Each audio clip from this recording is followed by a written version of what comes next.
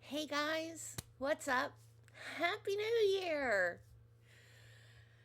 This is Debbie, and I am back with more True Crimes of Criminal Minds. I am actually doing something that I haven't done before on this channel yet. I usually pull, when I do my true crime videos, I usually pull from different sources.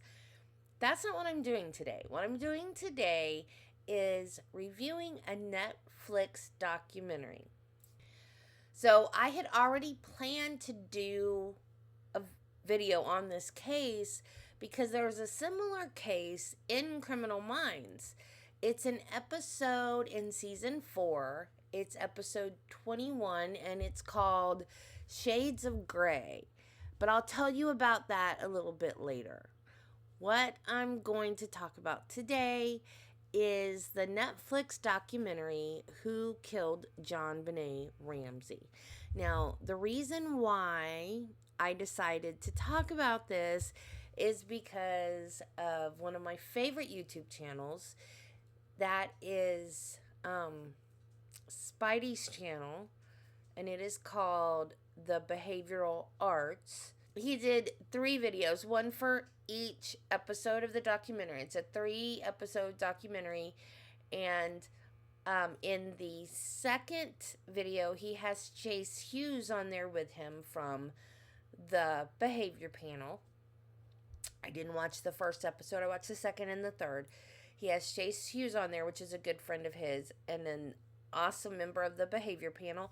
And then in the third episode, he has Rob, another one of my favorite YouTubers, from Law and Lumber, on there about something that I will talk about when we get there as well. So, and I do intend to go back and watch the first episode that Spidey did. I just haven't watched it yet.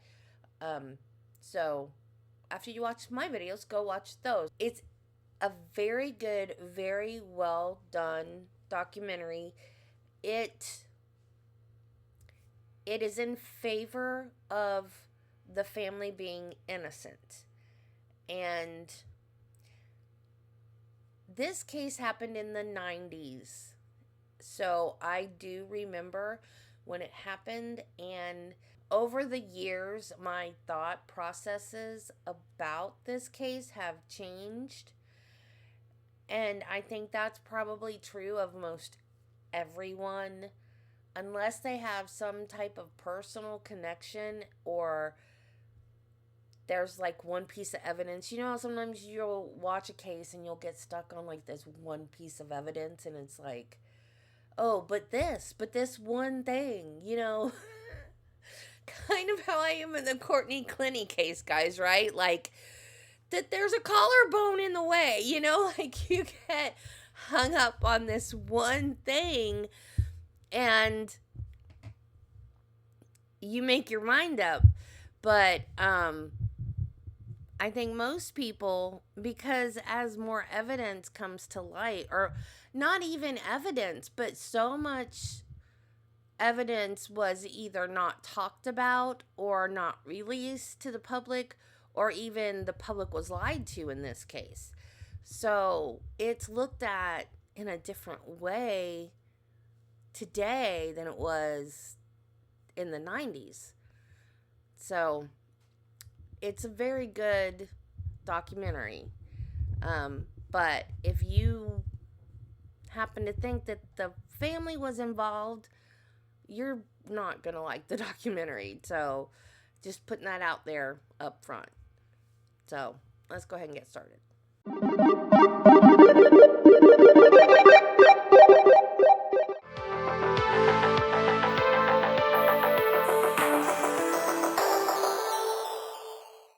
So I didn't divide it into the parts of the documentary. I did it as one whole long thing.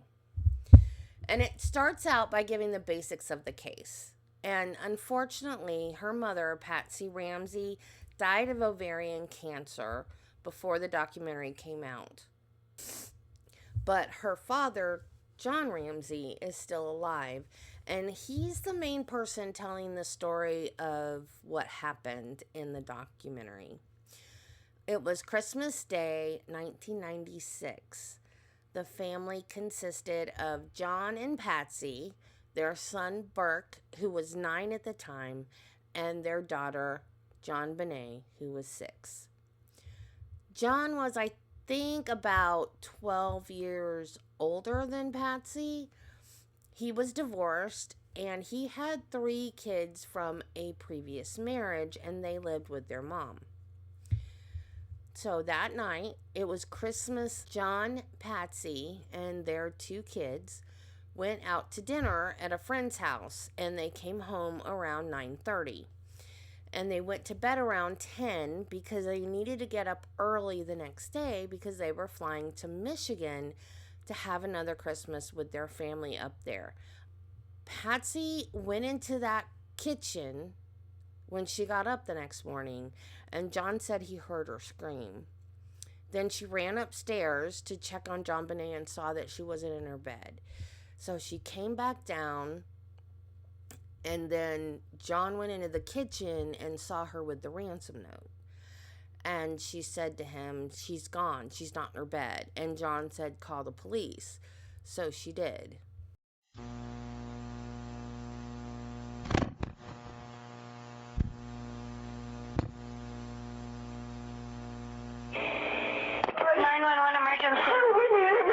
Police. What's going on? 515th Street. What's going on there, ma'am? We have a kidnapping. Hurry, please. Explain to me what's going on, okay? There's a note left and our daughter's gone. A note was left and your daughter is gone? How old is your daughter? 6 years old. She's gone. 6 years old. How long ago was it? I don't know. I just found the note. And my daughter's gone. Does it say who took her? What? Does it say who took her? I don't know. There's a ransom note here. It's a ransom note? It says SBTC. Victory. Please. Okay, what's your name? Are you Patsy Ramsey? I'm the mother. Oh my God. Please. I'm sending an officer over, okay? Please. Do you know how long she's been gone? No, I don't.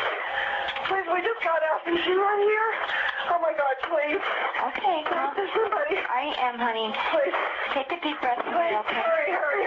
Patsy.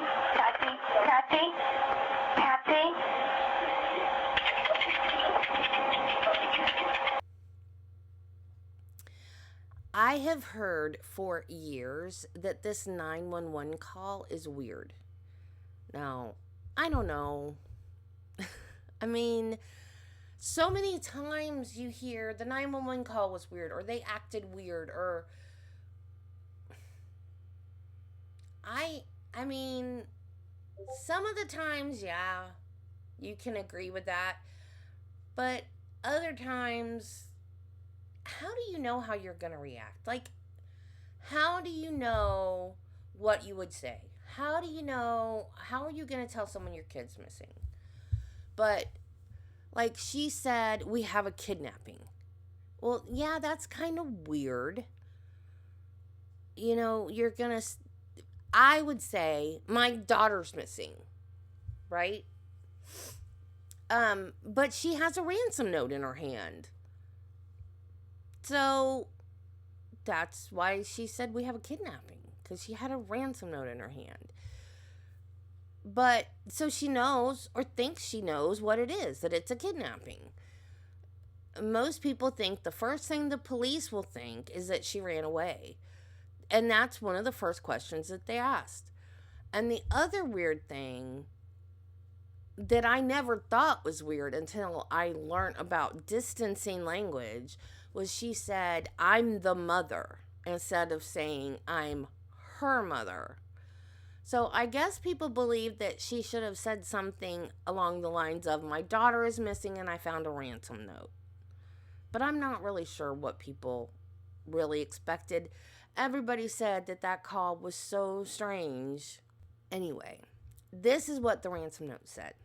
Mr. Ramsey, listen carefully. We are a group of individuals that represent a small foreign faction. We do respect your business, but not the country that it serves. At this time, we have your daughter in our possession. She is safe and unharmed, and if you want her to see 1997, you must follow our instructions to the letter. You will withdraw $118,000 from your account. $100,000 will be in $100 bills and the remaining $18,000 in $20 bills. Make sure that you bring an adequate size attaché to the bank. When you get home, you will put the money in a brown paper bag. I will call you between 8 and 10 a.m. tomorrow to instruct you on delivery. The delivery will be exhausting, so I advise you to be rested.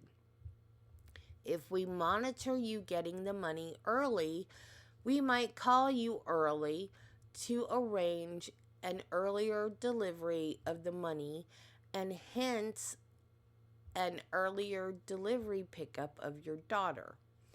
Any deviation of my instructions will result in the immediate execution of your daughter.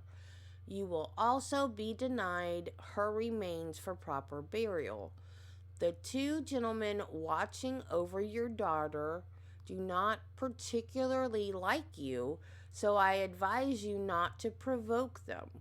Speaking to anyone about your situation, such as police, FBI, etc., will result in your daughter being beheaded.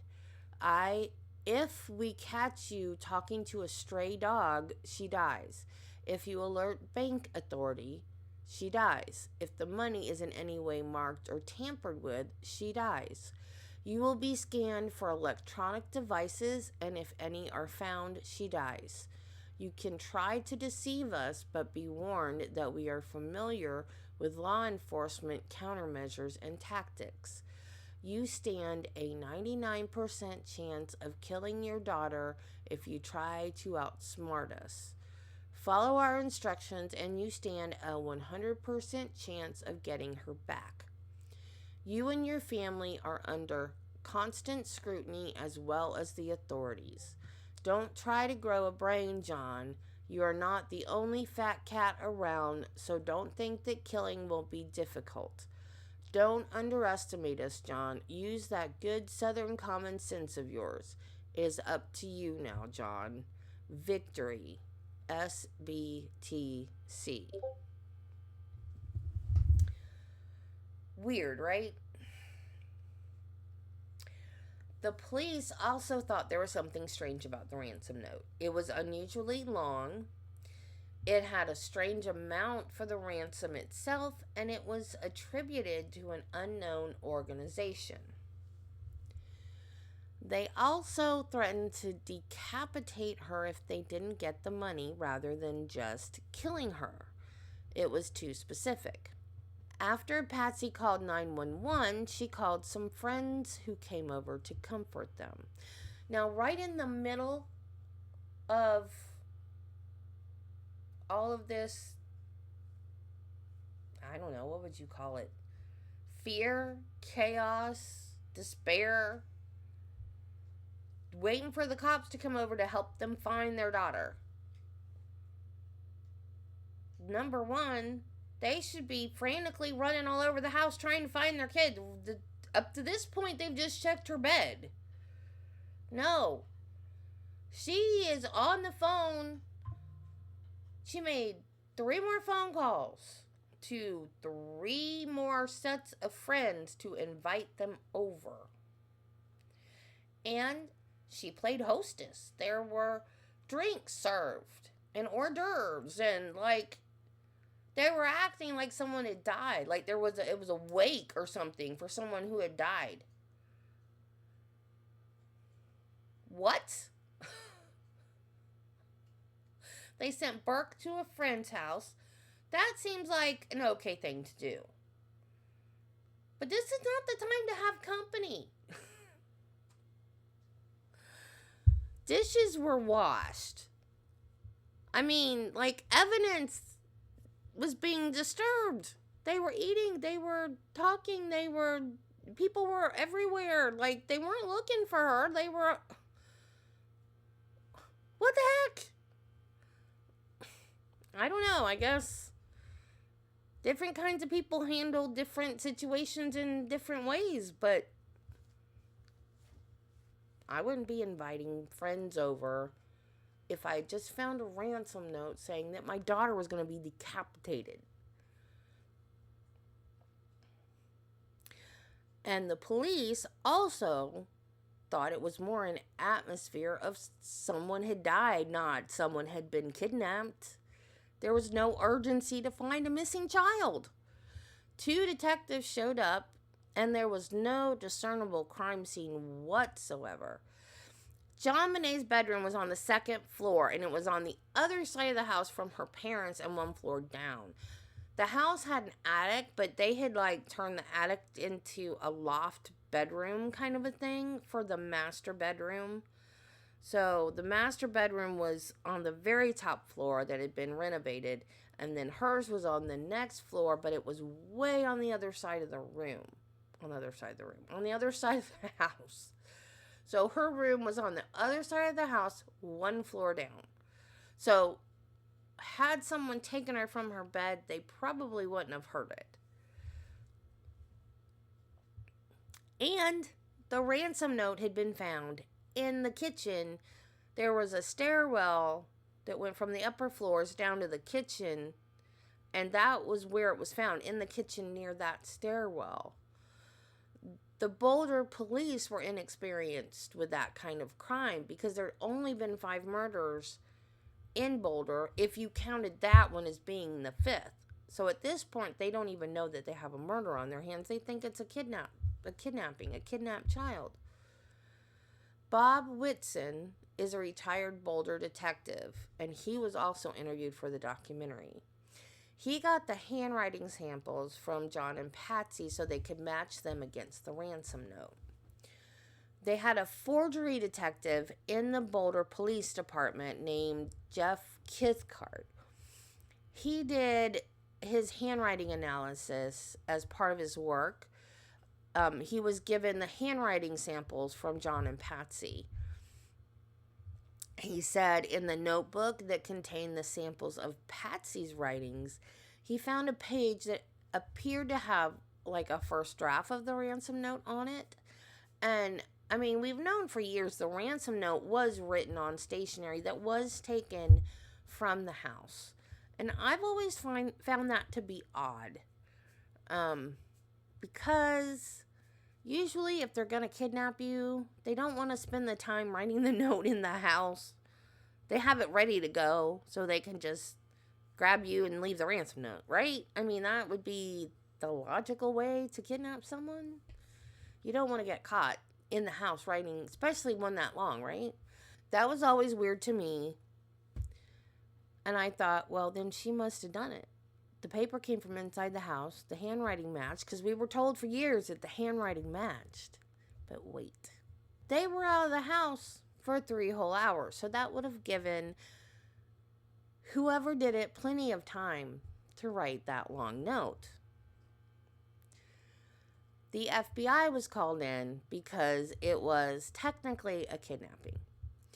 Ron Walker was assigned the case. He's retired now, but spoke on the documentary. He said to always look at the family. You always look at the family first, no matter what. He thought that the note was bogus for some of the reasons that I've already listed. It was too long, and the ransom amount was strange. He said that kidnappers ask for $1 million or $250,000 or $250,000, but $118,000 is just an odd amount to ask for. And John's Christmas bonus that year had been $118,700 plus some change, and he found it strange that the amount was so close to what John's Christmas bonus was. There was also no call from the kidnappers like the note said there would be. The 2 police officers on scene had Mr. Ramsey and one of his friends search the house looking for clues or any sign of JonBenet. Now, she did that because they were just standing around waiting for other people to get there, other law enforcement to get there. And she was trying to give them something to do to just keep them out of her hair. But you don't do that. You make everybody leave. This is a crime scene. Nobody can be here. And you put up your crime scene tape and you search. You don't tell possible subjects to search. You don't do that. If you watch Law and Order, you know. Or if you watch Criminal Minds, you know. If you watch any crime shows, you know. You don't let the unsub search the crime scene. The cops do that. You don't do that. Anyway. So, they went into the basement. The basement was split into rooms. And one room was called the train room because there was a toy train set up in there. So, the train room was part of the basement, and there was a broken window in there that John Ramsey said he had broken previously because he had accidentally locked himself out of the house. And below that broken window, there was a suitcase. And John said that suitcase was not there before, and it was not supposed to be there. He did not know how it got there. And it looked like someone had set it there to get back up and out of the window. And it had a footprint on it. There was another room in the basement, and it was referred to as the wine cellar. Although there was no wine stored there. It was like an old, like, coal room or something. I don't know why they call it the wine cellar, because there was no wine, but they did. And that's where they found JonBenet's body. There was duct tape on her mouth, and her hands were tied together. John screamed, took the tape off her mouth, picked her up, and took her upstairs, totally disturbing the crime scene. So now they found the crime scene, but it's trash now. Totally destroyed. So any evidence that they get is going to be tainted to a degree, right? Because he's already taken the tape off, he's picked her up, he's disturbed anything that was on her body. I mean, they got some evidence, but... And of course he didn't do that on purpose. You know, he's her dad and he sees her laying there and, you know, but that's why the cops are supposed to search, not the dad of the missing child. Paula Woodward was an investigative reporter on the case, and she had an informant that told her. Now, she heard the informant, not the reporter, but the informant heard one of the cops on the case say, "I knew it, they killed their daughter." In my opinion, all this shows is that the investigation was pretty much improperly handled. At least, at this point, the police had the family go stay with friends so the scene wouldn't be contaminated any further. Thank God for that. Right?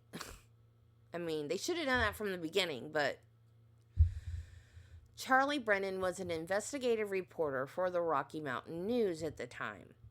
He said that there was no communication between the media and the police until after the body was found. So, the media and the police did not play well with each other, which they kind of don't. I mean, not completely. They, like, you know, the police, like, really control pretty tightly what gets told to the public. But in this case, they weren't playing with the media. Like, they would lie to the media. They were playing hardball with the media. They didn't want the media to let anything out. And I think in this case, it wasn't a good idea. I think it hurt the case, which... You'll see why later on. Another person that speaks on the documentary was John Andrew Ramsey, and that is John's son from his first marriage. I had never seen him on anything before. He's 10 years older than Burke. Burke is the oldest son from his second marriage. So, John is a little bit older than Patsy. They met at a wedding. John was 35 and Patsy was 23. And John thought she was too young for him, but he said that they just clicked and everything worked. So, John had 2 daughters from his previous marriage. So, he had 2 kids. He had, I guess, John Jr., John Andrew Ramsey, and then 2 girls. And then he divorced and married Patsy, and they had Burke and JonBenet.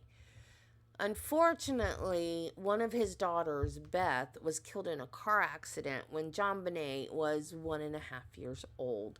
And they said that JonBenet helped them heal from Beth being gone.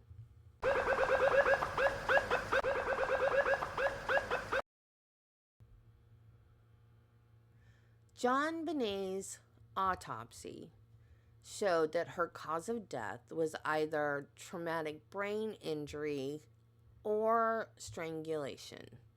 They weren't able to determine which it actually was. She had blunt force trauma to her head.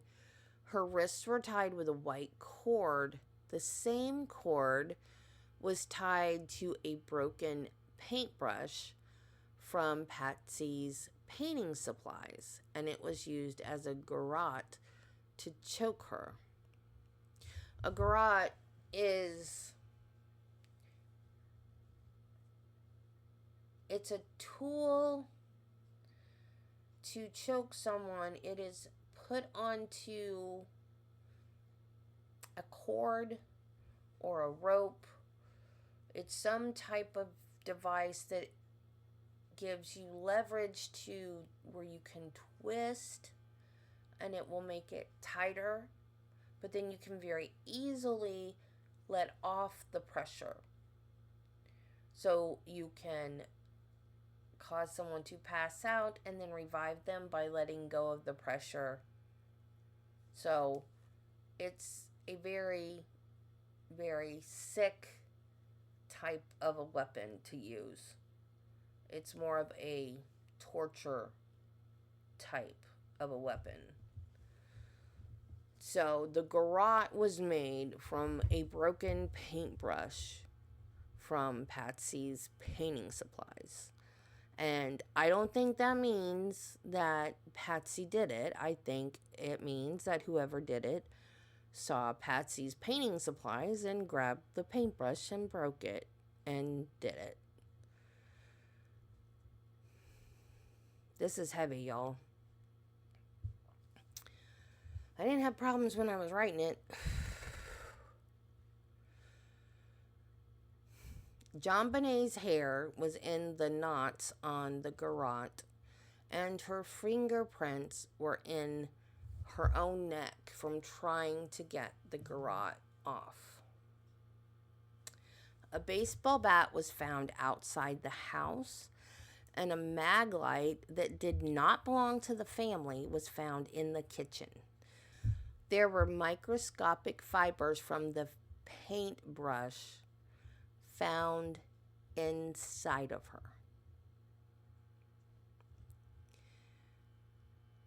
Many people have said that this was all Patsy's fault because of the way that she sexualized JonBenet at all of the beauty pageants. She has said in many interviews that it's sick to think of it as sexualizing a child. Patsy herself was a pageant girl, and she ran for Miss West Virginia in 1977 and won the title. However innocent it may seem, there are people that are indeed sick and will get off on that. I don't blame Patsy. I blame the sick people that think that way. John Ramsey said that JonBenet loved to perform, and if you watch the videos of her performing, you can tell she does love to perform. But it does attract the wrong kind of people. Just saying. At that age. it does attract the wrong kind of people. JonBenet's parents were suspects from day one, according to Linda Arndt, who had been a Boulder cop that was a first responder. And I believe, if I'm not mistaken, that is the cop that sent them to search because she wanted to give them something to do. She did interviews with ABC News saying that John Ramsey was just looking through his mail, so she sent him to search the house. She said that he went straight to her body in the basement.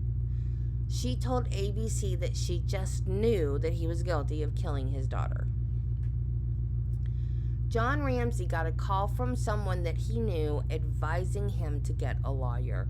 So I guess he had some inside information from somebody that they were looking at him as a suspect. He did, and the Ramseys quit talking to the police, gave blood and hair samples for DNA, and hired a PR firm to make statements for the family. And that made everybody think they were guilty. I think it was a smart move. Patsy claimed that there was a killer on the loose, but the mayor totally denied that there was a danger to the public. He was wrong. While the investigation was still ongoing, JonBenet was taken to Atlanta to be buried next to her half-sister Beth. DNA found on JonBenet didn't match anyone from the family, but there was foreign DNA found. For some reason, this fact was kept secret for months as a suspicion still fell on John and Patsy. This was another one of those things I told you that no one told the media. By now, the whole world knew about this case and most firmly believed that she was killed by her own parents. The case was splashed all over the tabloids to be seen at every checkout aisle in every grocery store. The Geraldo show went so far as to have a mock trial. At that trial, and this is disgusting, y'all, disgusting. At that trial, a woman claimed that JonBenet had performed at a Christmas party, dancing and playing a toy saxophone, and that she had the saxophone between her legs, doing something that I don't want to say on YouTube, because Spidey's video that talked about this got demonetized. But when you look at the footage from the Christmas party, it's just a cute little girl pretending to play a toy saxophone.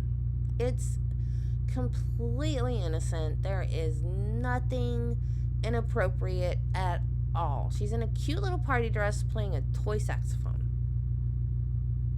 And at the end of the Geraldo show, where this mock trial was done, Patsy was found to be guilty by the jury. The documentary also goes into some of the misconceptions revolving around the case. One of the misconceptions was that it had to be a family member because there were no footprints in the snow leading up to the basement window. Now, you think Boulder, Colorado, you think lots of snow, right?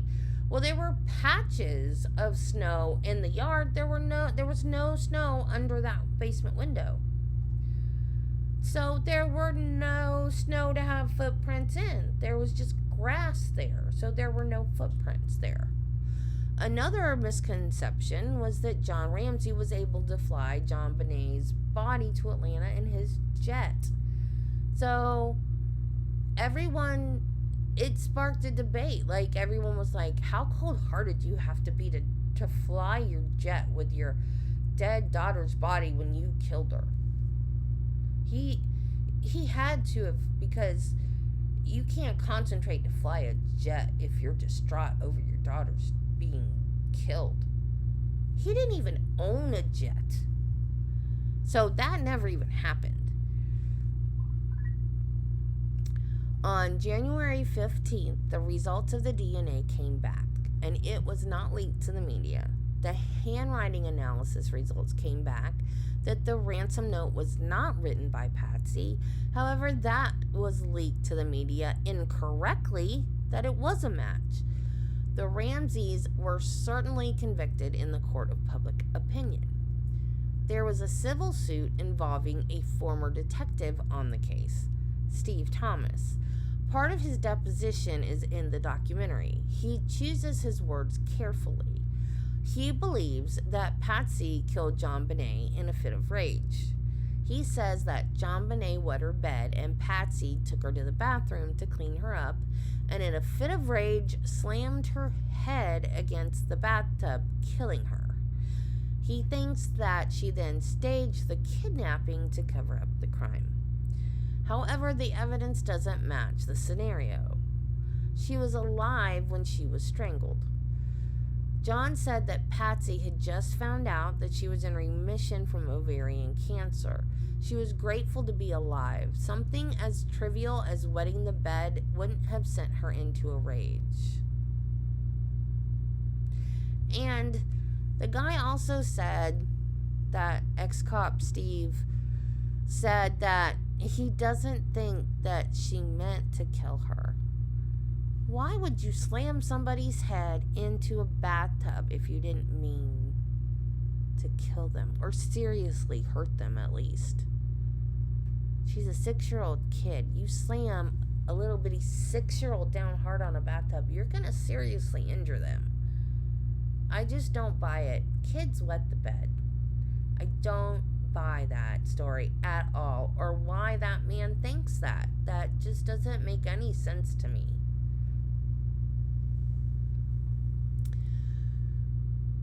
And I gotta say, this case to me is almost as crazy as Karen Reed. Like, why do people always jump to such ridiculous conclusions? The family pediatrician says there was not or had never been any signs of SA on JonBenet. So that's what people were saying, that her dad had SA'd her and he killed her to cover that up. There were all these crazy stories made up about why her parents did it. And there was no facts that proved any of it. The autopsy also found that there were taser burns on her body. So if her dad was luring her down to the basement to SA her or kill her, why would he have to tase her first? That's her dad. She's going to go with her dad wherever he tells her to go. So there goes the dad theory. Lou Smith was an investigator on the case, and he firmly believed that the Ramseys were not guilty. And he says that JonBenet's bed wasn't even wet that night. The sheets were dry, there were no urine stains or smell, and they weren't new sheets that hadn't been slept in, because they found JonBenet's hair and fibers from her in the sheets. And if you look at the photographs that were taken the night of the incident, you know when you get off your bed, if your bed is kind of tall, a taller bed for your height, when you get down, you kind of drag the sheets with you a little bit. That's the way her bed was. So someone had taken her out of that bed, the sheets had not been changed, there were fibers, her hair was in it, it was not clean, brand new sheets. So she had not wet her bed and had clean sheets put on the bed. She had been in those sheets. They were dry sheets. So there goes the wet bed theory. So there goes the SA theory. There goes the wet bed theory. So the two main theories of why her parents did it are gone. So, and when this first happened, when I was younger, I thought her mom did it. I didn't know why, but I thought that she had written the ransom note because it came from the paper in the house and the handwriting matched, because that's what we were told.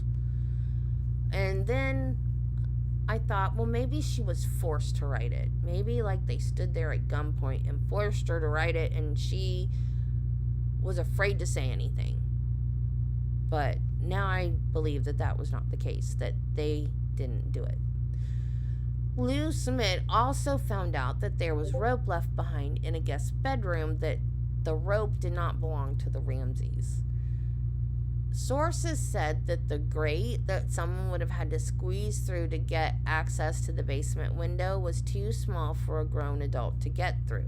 Now, the basement we don't have basements in Florida, but basements being below ground, a lot of them that have windows, you see, like the top of the window right above the ground. Well, there was a grate, like a grate on the ground, flush with the ground. You had to lift that grate out and go through that hole to get to the window under the ground into the basement. So, by lifting this grate, you had to go through this little hole. So, you had to be, not a large person. But this detective was able to fit in that grate. So it was easy for him to get in that window. And he was able, that suitcase that was there, he was able to use that as a step stool to get back out. And John Ramsey said that suitcase had not been placed there by him or Patsy, and there was a footprint on it. So that was how the killer got out. They were at dinner with friends that evening from approximately 6 to 9:30. And another thing that gets talked about is the size of the house and the inability of an intruder that had never been there before to know exactly where JonBenet's room was and how the house was laid out. But if someone had been watching the house and waiting for them to leave, he could have been in that house for the 3.5 hours learning the layout. So he could have hid and waited for them to come back. He could have had all that time while they were gone to write the ransom note, to look around, to find out the layout of the house, where everything is, find out where her room is, and then he could have hidden. So then when they came home, he could have done what he came there to do. And another thing, which I don't know about this one, he could have rummaged around in John's office and found some paperwork that had the amount of his Christmas bonus on it. And that could be the reason why he asked for $118,000. And that's the thing that I'm not sure about. I lean more toward it being somebody that knew John and knew how much he got and maybe already knew the layout of the house. And I don't even know if they looked at that because this investigation was wonky. So, I don't know. But I would tend to think, because I don't think he even would have that on his mind. Oh, let me rummage around in his office and see if he got a Christmas bonus, and that's the amount I'll ask for. I mean, I don't think he would think of that. I think I'll go in there and wait while they're gone and look around the house. Yeah, that seems plausible, but looking to see how much his Christmas bonus was, not so much. So that's kind of a gray area for me. So, remember Patsy wanted the community to know that there was a monster on the loose and the mayor denied it? And I said he was wrong? He was wrong. She was right. There was a serial SAer in Boulder. They just didn't connect the dots. There had been grapes in Boulder for months before JonBenet's death, and they continued after. In September of 97, a mother and daughter were out one night while a man hid in their house. They went to bed not knowing that anything was wrong. The mom woke to hearing her daughter call out to find a man in her room attempting to SA her. She pepper sprayed the man and he fled. She called the police, but the man was never caught. The little girl that was assaulted attended the same dance studio as JonBenet. But for some reason, a year later, there was still an umbrella of suspicion over the Ramseys. Michael Caine was brought in as the lead grand jury prosecutor, and he pushed for an indictment of the Ramseys for the murder of their daughter. Steve Thomas resigned from the police out of anger because he thought the investigation was botched, believing that the parents did it, but it would never be proven. Lou Smith resigned from the investigation because he believed an innocent couple were going to be indicted for a crime that they didn't commit. Lou Smith was able to testify for the grand jury, but was ridiculed. He pointed out that an intruder could have laid in wait while the family was out for 3.5 hours and learned the layout of the house. Other evidence that came out was DNA and blood found in JonBenet's panties. There was no sperm present, and she had been penetrated with the same broken paintbrush that had been used to make her garrote. However, there was no match in NCIC for the DNA. They even tried to get DNA matches to a white male that may have worked for the Chinese manufacturer that made the panties. There were none. Knowing that the grand jury had been convened, the Ramseys prepared to be arrested. They had even prepared to sign custody of Burke over to John's brother.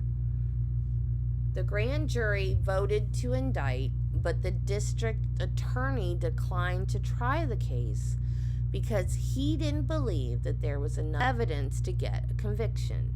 But what they voted on to indict wasn't murder or even manslaughter. It was child abuse resulting in death and intent to hinder, delay, and prevent the discovery, detention, apprehension, prosecution, conviction, and punishment, knowing the person being assisted has committed and was suspected of murder in the first degree and child abuse resulting in death. This is the very reason that I consider this a parallel to the Criminal Minds episode. So, the episode is called Shades of Grey. It is in the 4th season of Criminal Minds, and it's episode 21. The first time I saw this, my mind went right to the JonBenet Ramsey case, because after I had thought about it in the 90s, and I had my brain had gone through all the scenarios, and I'm like, okay, it wasn't her parents, but what if it was her brother and her parents were covering it up for her brother?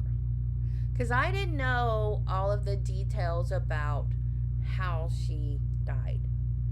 I didn't know about the DNA evidence and the paintbrush and all of that. But I thought, well, she wrote the ransom note on her stationery in her handwriting. So she was covering up for him. And in this episode, the cop that investigates the crime knows that it's 2 boys. It's not a boy and a girl. It's 2 boys. So the cop in this episode knows the older brother killed the little boy. And he helps the family cover it up. And when I saw it, I was like, oh, that's JonBenet Ramsey. Absolutely JonBenet Ramsey. And as I became more of a true crime junkie and learned more about the case, I can't see how he would have done that to his sister. And maybe a coincidence. Maybe not. Criminal Minds is on CBS. And CBS is the network that aired a documentary in 2016 that pretty much said Burke did it. And they said the motive was because JonBenet ate some of his bedtime snack. Burke sued CBS for $750 million, and it was settled out of court for an undisclosed amount. And he also went on the Dr. Phil show, and it was extremely awkward. And Dr. Phil, I mean, I like Dr. Phil. Y'all may not like him. A lot of people don't like him. I like him. It was an extremely awkward interview. If you're into behavioral analysis, it seems extremely awkward, even more so. But Dr. Phil does not think he did anything to JonBenet. He thinks the awkwardness in the interview was just because he was nervous. I don't know. He was not in this documentary. It even says something about because of the way the media has portrayed him and he didn't want to be involved. I don't blame him, to be honest. Steve Thomas, the former detective on the case that accused Patsy, wrote a book in 2000 saying that Patsy did it because she got mad at JonBenet for wetting the bed. And the Ramseys even appeared on the Larry King show with Steve to confront him about his theories. And that was a disaster. And John Ramsey admits that they never should have done that interview. And they sued Steve Thomas, as well as the book publisher, for $80 million. And that was also settled out of court for an undisclosed amount. After John and Patsy were finally ruled out, they decided to look at other suspects. Oh, yay! Gary Oliva had essayed one of his neighbor's little girls in Oregon and had fled to Colorado. He ended up being a transient in Boulder, and he told one of his friends that he had hurt a little girl. When the police found him, they found, because he was homeless, living in a tent, and they found pictures of JonBenet in his tent. He confessed, but he confessed because he wanted 3 meals a day and a roof over his head. The DNA from the crime scene was not a match to Oliva. Stephen and Joyce Singular are investigative journalists and authors living in Denver. They believe that the beauty pageants inadvertently attracted a person that is the P word that YouTube doesn't like. And they started interviewing some of the moms on the kitty pageant circuit, the same circuit that JonBenet was on. Some of them believe that some of the spectators were not family and friends of the kids, but were there for different reasons, if you get my meaning. They also told them about Randy Simons, one of the photographers who was JonBenet's photographer as well as others. He ended up selling a lot of JonBenet's photos to the tabloids. The moms also said he had inappropriate photos on the wall in his studios, like little girls without shirts on. After her death, he called people distraught, saying, "I didn't kill JonBenet." Why would you do that? Why? Did he just assume everybody would think that he did? That makes you look more guilty, not less. A year later, he was found walking in the street naked. When the cop got there, he again said to the cop, "I didn't kill JonBenet." What an idiot. In 2019, he was caught downloading pictures of children, inappropriate pictures of children, at a cafe on public Wi-Fi. Did I mention this guy was an idiot? But his DNA did not match. But he did get in trouble for the child pictures. John Brewer Eustace kidnapped a 2-year-old in Charlotte, North Carolina. And when they arrested him, they found a shrine to JonBenet in his home. However, he had an alibi because he had clocked into work at the time that she died. September 10th, 2002.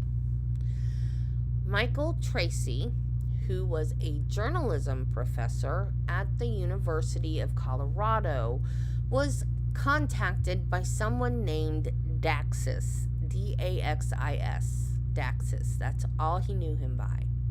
He told him about all of his crimes, including killing JonBenet. He said it was part of a love affair and it was an accident. And as proof that he did know JonBenet and they had an intimate relationship, he said, ask John Ramsey her nickname for her grandmother, Nedra. What is her nickname for Nedra? And it will be this. So he asked John Ramsey, what is her nickname for her grandmother, Nedra? And John said, it's Nettie. And that was right. That was what the guy told her. Tell me, how far of a stretch is it to get Nettie as a nickname for Nedra? Seriously. Anyway. In 2006, he wanted the contact info to talk to Patsy because he wanted to apologize. Are you kidding me? So now there's a new DA. So the new DA now takes on the investigation into Daxis. Daxis called Michael Tracy, and several law enforcement agencies were listening in.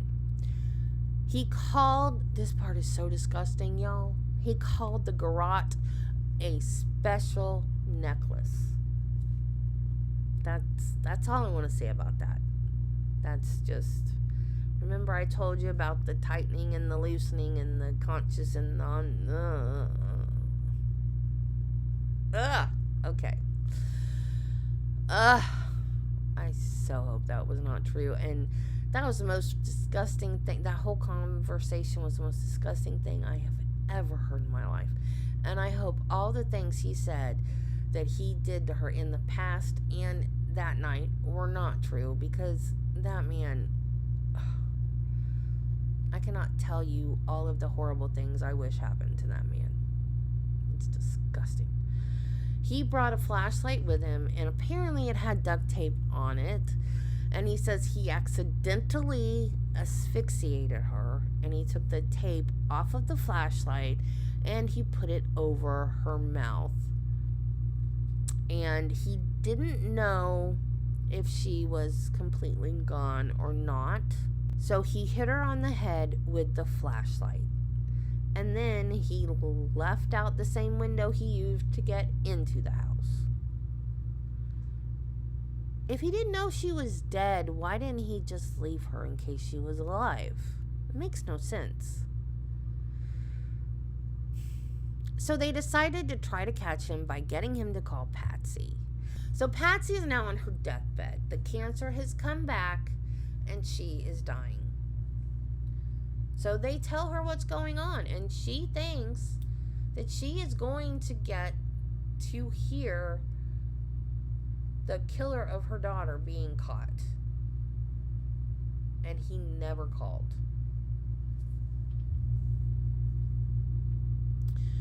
Michael Tracy had the last photo of JonBenet. And he was going to scan it and then email it to Daxis. But one of the officers on the case said, no.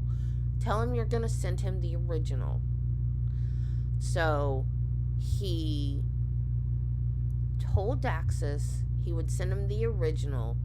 Tell me, where can I send it? So he told him of a place in Bangkok where he could send it. So they surveilled the drop for a week, and finally he came to pick up the picture. And the man's name was John Mark Carr. He was an elementary school teacher. He had been an elementary school teacher in Thailand for 4 years.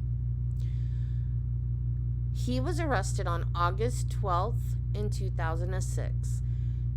He had been a substitute teacher at Hamilton Elementary School in Atlanta, Georgia, but was fired for inappropriate language with the students. In 2001, he was working in Petaluma, California as a teacher, but was found with pictures of children on his computer and was arrested and fled the country. He says he wrote the ransom note because he was just going to take her. And it's really weird how he talks about it, because he was like, I couldn't just write, well, I'm going to take her, but I'll bring her back. He didn't take her anywhere. If he's the one that did it, he did everything right there at the house. He didn't take her anywhere. The housekeeper at the Ramsey's house in Michigan, they had a house in Michigan too. They had a house in Atlanta, a house in Boulder, a house in Michigan. The housekeeper at the house in Michigan said that she saw John Mark Carr in the garage the summer before JonBenet was killed. So, was he going around to all their houses? Because he lived in Atlanta. That's where she was born. Has he been stalking this child forever? Like going to all the houses that they lived on, trying to get a glimpse of this kid?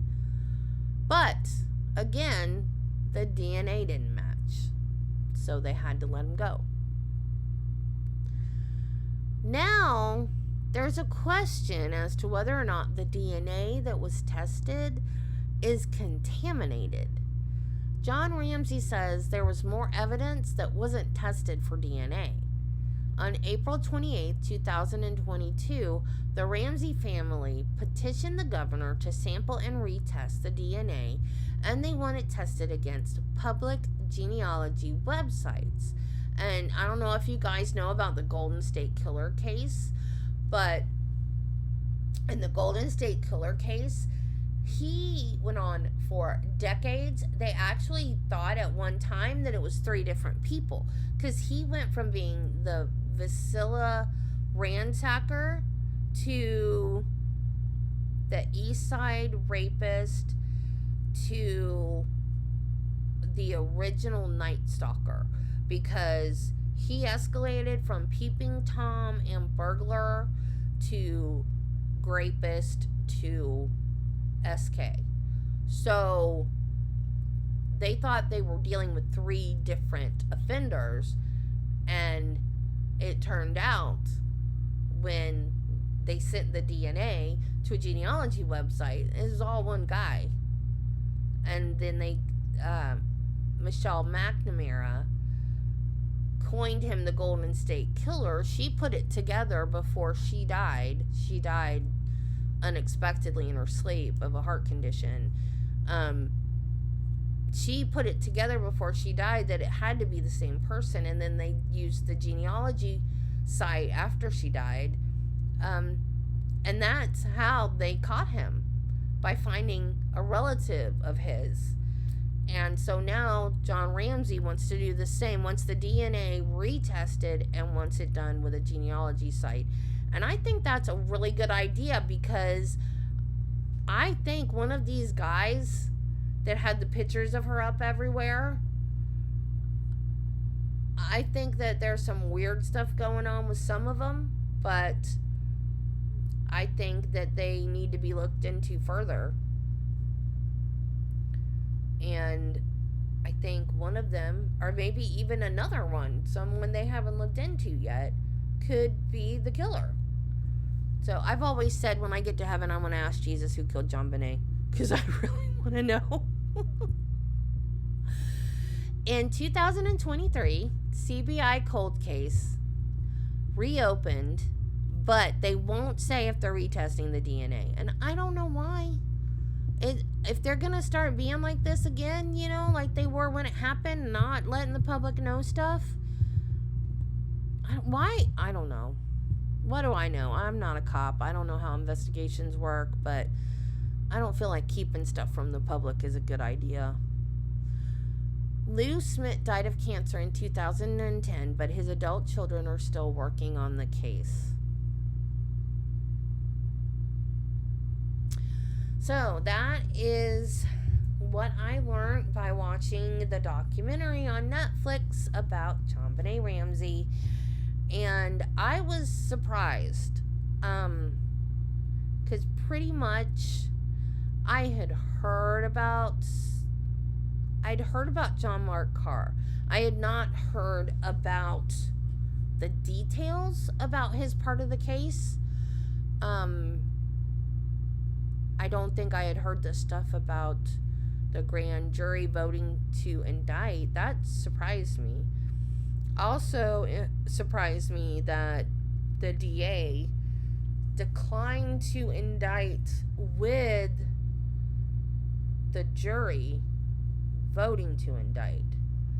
However, they weren't indicted on actually doing it themselves, and I think that's why the DA decided not to press charges, because the indictment was more that they covered up someone else doing it, and they didn't have an indictment for someone actually doing it. So I can see how he would make that choice.